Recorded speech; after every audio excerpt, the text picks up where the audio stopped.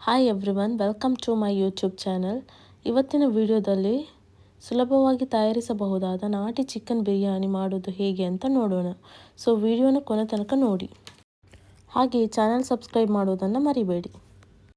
ನಾನಿಲ್ಲಿ 800 ಗ್ರಾಮ್ ನಾಟಿ ಚಿಕನ್ನ ಕ್ಲೀನ್ ಮಾಡಿ ಎತ್ತಿಟ್ಟಿದ್ದೇನೆ. ನೋಡಿ, ಇದಕ್ಕೆ ನಾನು ಸ್ವಲ್ಪ ಕರ್ಡ್ ಆ್ಯಡ್ ಮಾಡ್ತಿದ್ದೇನೆ ಮತ್ತು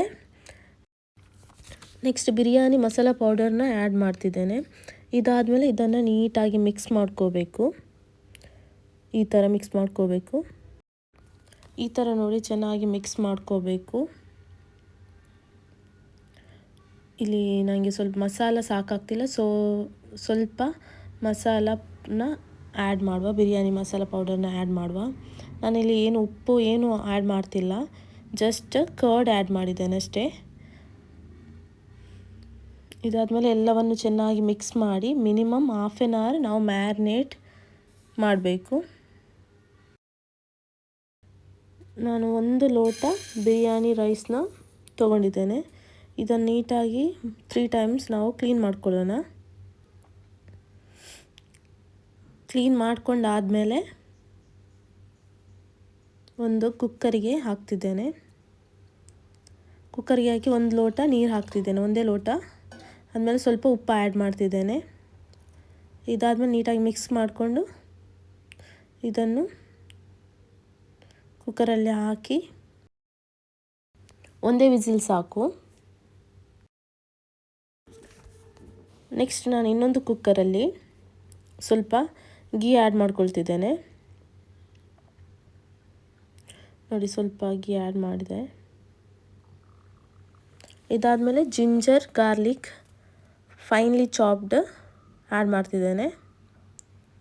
ನೆಕ್ಸ್ಟ್ ಕರಿ ಲೀವ್ಸ್ ಹಾಕುವ. ಇದಾದಮೇಲೆ ನಾನು ಬಿರಿಯಾನಿ ಲೀಫ್ ಮತ್ತು ಚಕ್ಕೆ ಲವಂಗ ಎಲ್ಲ ಆ್ಯಡ್ ಮಾಡ್ತಿದ್ದೇನೆ. ನೆಕ್ಸ್ಟ್ ಸ್ವಲ್ಪ ಹುರಿಬೇಕು ಈ ಥರ.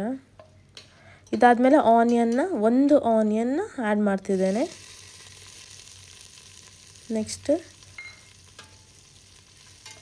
ಇದು ಹುರಿಬೇಕು. ಆನಿಯನ್ ಬ್ರೌನ್ ಆದಮೇಲೆ ಟೊಮೆಟೊನ ಆ್ಯಡ್ ಮಾಡ್ಕೋಬೇಕು. ಇದ್ರ ಜೊತೆಗೆ ನಾನು ಒಂದು ಗ್ರೀನ್ ಚಿಲ್ಲಿನ ಆ್ಯಡ್ ಮಾಡಿದ್ದೇನೆ. ನೆಕ್ಸ್ಟ್ ಟೊಮೆಟೊ ಆ್ಯಡ್ ಮಾಡುವ.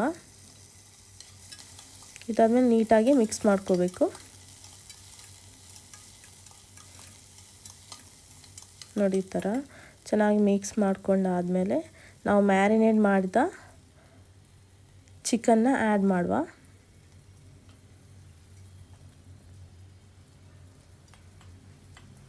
ಚಿಕನ್ನ ಆ್ಯಡ್ ಮಾಡ್ತಿದ್ದೇನೆ. ಓಕೆ, ಇದಾದಮೇಲೆ ಮಿಕ್ಸ್ ಮಾಡಿಕೊಂಡು ಸ್ವಲ್ಪ ನೀರು ಆ್ಯಡ್ ಮಾಡಬೇಕು.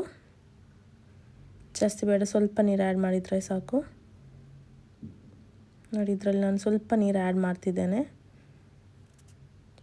ಮಿಕ್ಸ್ ಮಾಡಿಕೊಂಡು ಮತ್ತು ನಾಟಿ ಚಿಕನ್ ಆಗಿರೋದ್ರಿಂದ 4 ವಿಸಿಲ್ ಹಾಕಬೇಕು.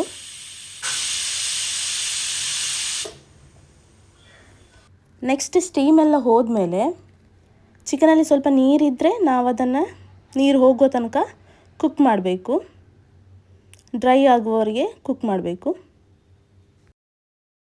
ನೋಡಿ, ಈ ಚಿಕನಲ್ಲಿ ಸ್ವಲ್ಪ ನೀರಿದೆ, ಸೊ ಸ್ವಲ್ಪ ಕುಕ್ ಮಾಡ್ಕೊಳ್ಳೋಣ. ಸೊ ರೈಸ್ ಏನಾಗಿದೆ ಅಂತ ನೋಡೋಣ. ಸ್ಟೀಮ್ ಎಲ್ಲ ಹೋಗಿದೆ. ಸೊ ರೈಸ್ ನೀಟಾಗಿ ಕುಕ್ ಆಗಿದೆ. ನೆಕ್ಸ್ಟ್ ಇದನ್ನು ನಾವು ಚಿಕನ್ಗೆ ಆ್ಯಡ್ ಮಾಡ್ಕೊಳ್ಳೋಣ. ಸ್ವಲ್ಪ ಚಿಕನಲ್ಲಿ ನೀರಿದೆ, ನೋ ಪ್ರಾಬ್ಲಮ್. ನೆಕ್ಸ್ಟ್ ಇದನ್ನು ಆ್ಯಡ್ ಮಾಡ್ಕೊಂಡಾದಮೇಲೆ ನೀಟಾಗಿ ಮಿಕ್ಸ್ ಮಾಡಿದರೆ ಸಾಕು.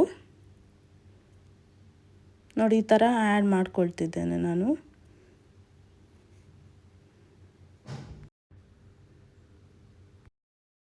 ರೈಸ್ ಎಲ್ಲ ಆ್ಯಡ್ ಮಾಡಿ ಆದಮೇಲೆ ನೀಟಾಗಿ ನಾವು ಇದನ್ನು ಮಿಕ್ಸ್ ಮಾಡಿಕೊಂಡು ಸ್ವಲ್ಪ ಲೋ ಫ್ಲೇಮಲ್ಲಿ ನಾವು ಬಾಯ್ಲ್ ಮಾಡ್ಕೋಬೇಕು.